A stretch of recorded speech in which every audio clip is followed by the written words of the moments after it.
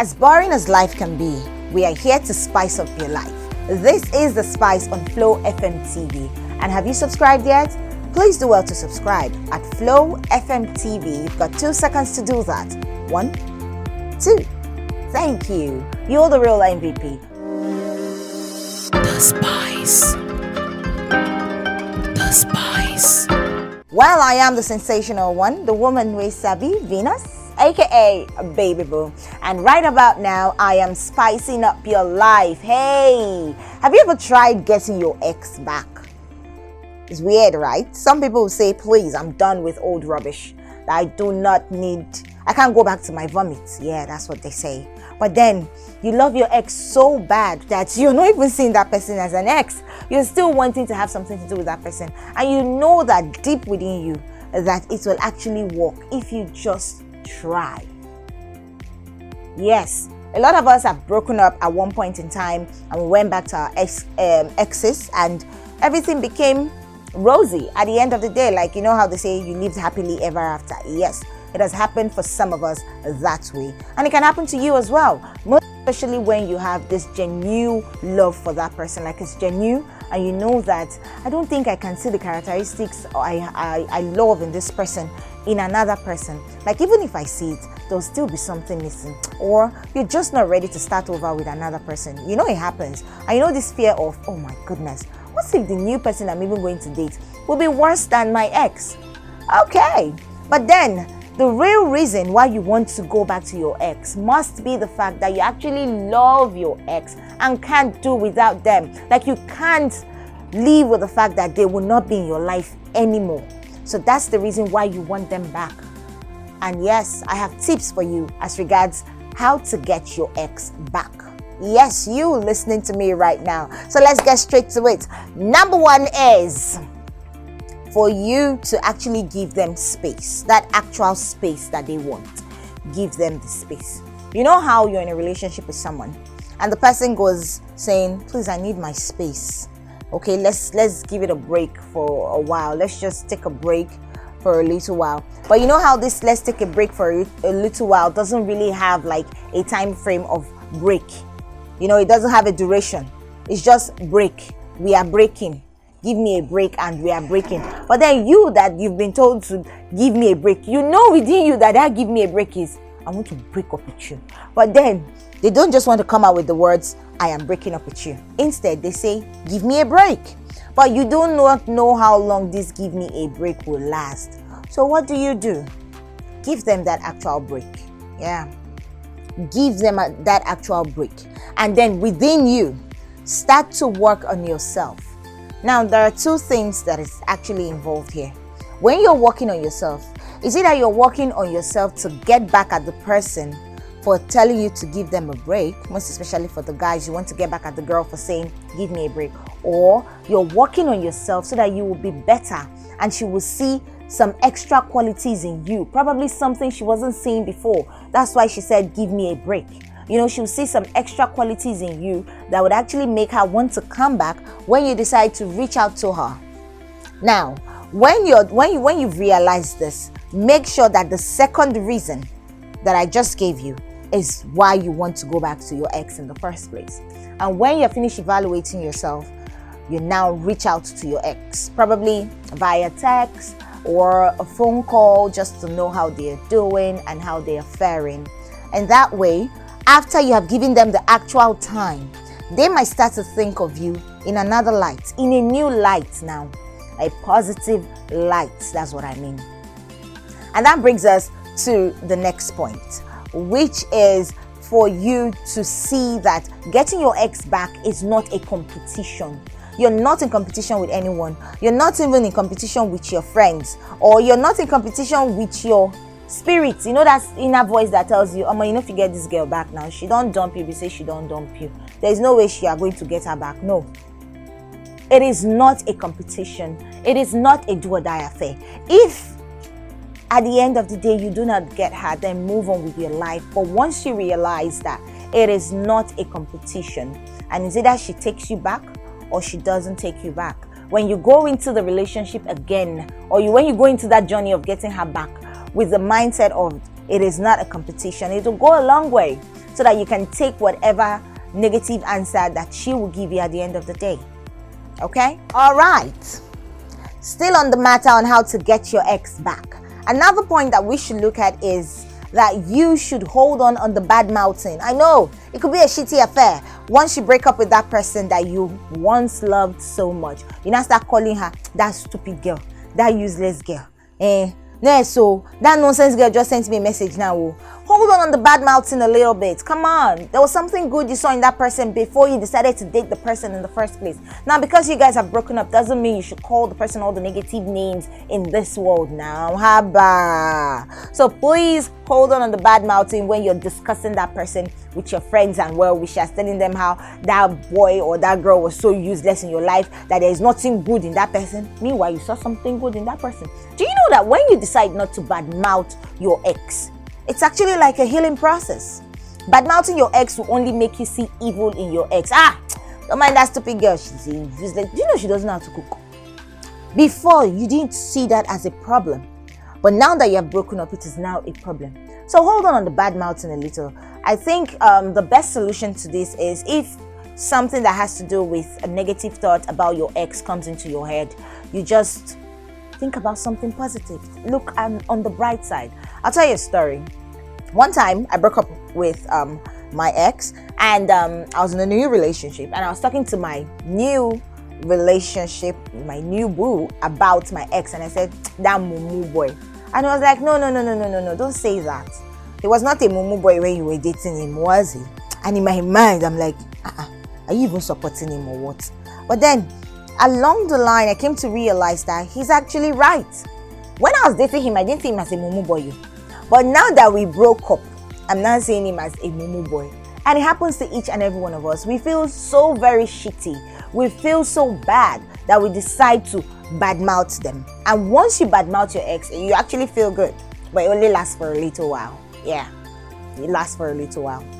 So try not badmouthing them, okay? Hold on the badmouthing a little bit, a lot. Just hold on the bad mouthing and try to see the positives in that person. Now, it depends on the kind of notes that the relationship ended on.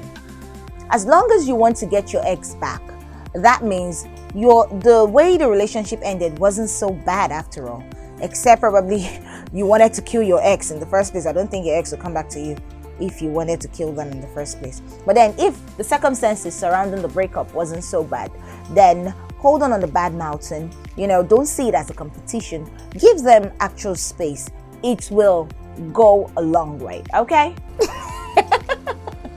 Well, the next point is for you to assess if your issues are actually fixable. Assess something about you holding on the bad mouthing. That brings us to you assessing if the issues surrounding the breakup is actually fixable. Like you can fix it and it can work.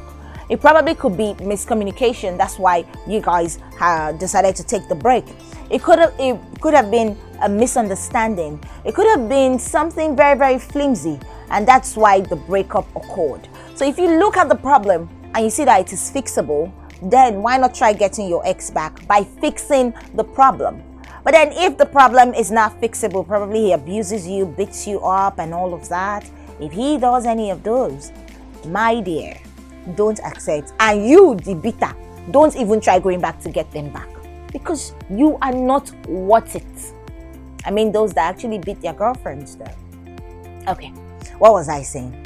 What I'm saying is, if the issue is fixable, then fix it. Like, fix that issue and do not go back to it. And when we're talking of fixing issues in a relationship, that is actually what it's bringing us to our next point. Fix yourself as well. There might be something that is turning her off of you. There might be something that is making her not to want to have a relationship with you anymore. That thing that actually made her attracted to you in the first place is no more there. What she's seeing now is something very, very ugly. Now, if you have any of those, or if that is exactly what you are exhibiting, fix yourself. Change your lifestyle. Change your pattern of behavior. Change you. Be a better version of yourself. So that when you go back to talk to her to come back to you in that relationship, she's seeing a new you. She's seeing a changed person. Yes. Not when you are a humanizer, a chronic humanizer. She broke up with you because of your humanizing attitude. Say you are following anything on skirt. If it's not a woman, you will not sleep. If it's not you have a girlfriend, you like her very well, you love her, but then you still follow other ladies. Now, if that is actually like the reason why she broke up with you in the first place, seriously work on your humanizing attitude. Stop humanizing, so that when you go back to actually talk to her, to actually beg her and say, I'm done humanizing, she knows that you're sincere. Like, you do away with all your extracurricular activities with other women, and then you stick to your one and only true love, the one you call your one and only true love. You stick to her. Now, here's the thing. You go to beg her, you're trying to get her back, and then you're answering another person's call, you're answering Nkechi's call, you're answering John's call and all of that. Michael, what is wrong with you? Stop showing her that you are still a philanderer, that you are still following women, that anything on skirt still attracts you to her, to them. What? You are begging her that you are no more humanizing, but yet you are answering Kechi's call, you are answering Adaku's call, you are answering Shola's call, you are answering Joy's call in her presence, and you think she will forgive you? That's why you should fix yourself. Fix that thing that actually made her break up with you in the first place. Make sure you don't go back to that life that you are living before, if it's actually, for instance, is humanizing that made her to break up with you.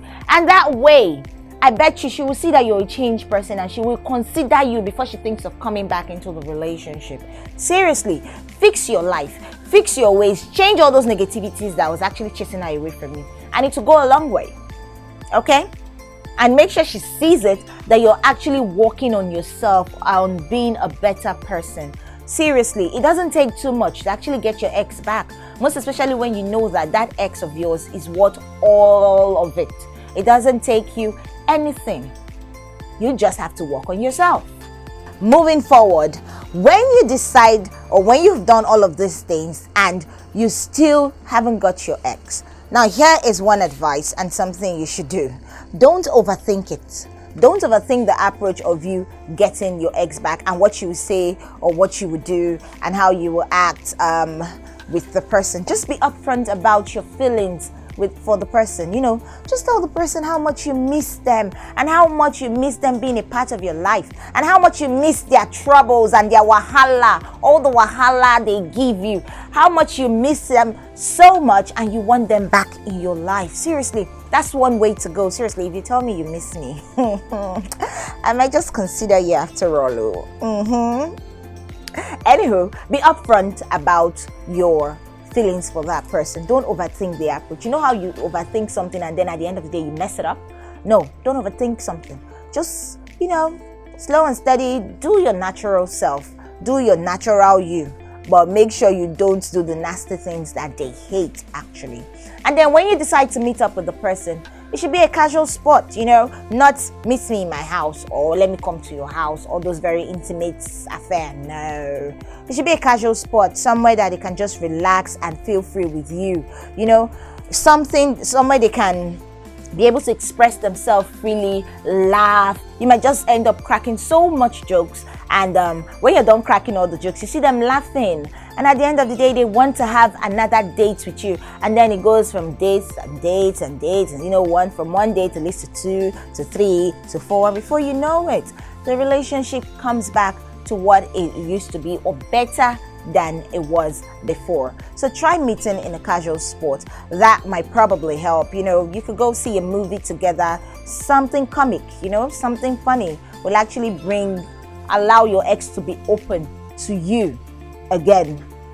All of these things are some of the things that you should look at and see if it will work. Trust me, a lot of people have actually testified to the fact that these things work. Okay, so since we're here to spice up your life, we're also here to spice up your relationship, and we're also here to help you get that ex of yours back. I know you miss them so much. You can try some of these things. I bet you it works. Still spicing up your life on Flow FM TV. When you have actually had this connection with your ex and you guys have started to talk, you're now on talking terms, and it has your conversation has left the nastiness to something better than how it was before, try addressing the elephant in the room.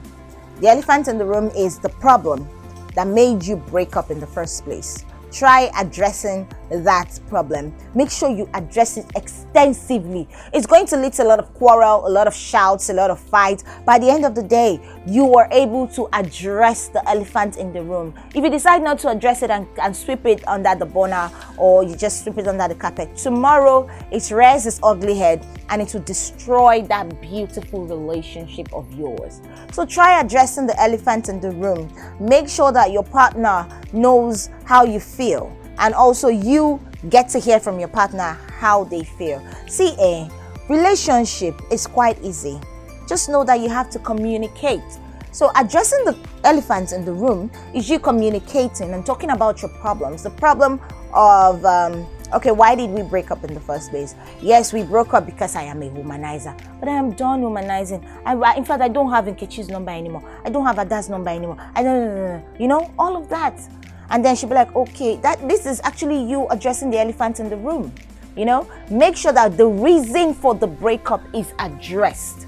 And once you're done with that, and she or he decides to come back to you, like start up again, you know, start a relationship with you this time around, try as much as you can to make it work. Like really work on that relationship to make it work, to stand the test of time. I rest my case.